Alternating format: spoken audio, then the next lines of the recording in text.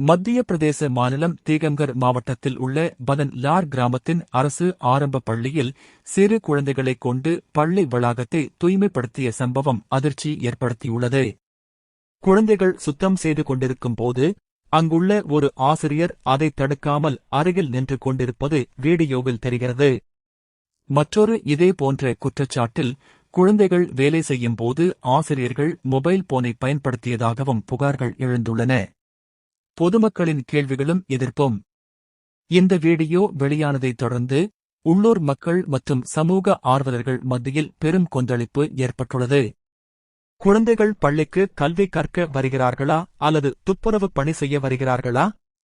பள்ளிகளில் தூய்மை பணிகளை மேற்கொள்ள தனியாக பணியாளர்கள் நியமிக்கப்பட்டுள்ள போது ஏன் குழந்தைகளைக் கொண்டு இந்த வேலைகளைச் செய்ய வைக்க வேண்டும்? ஒருவேளை பணியிடங்கள் காலியாக இருந்தால் அதற்கான சுமையை ஏன் அப்பாவி மாணவர்கள் மீது சுமத்த வேண்டும் என்று பொதுமக்கள் கேள்வி எழுப்பி வருகின்றனர்.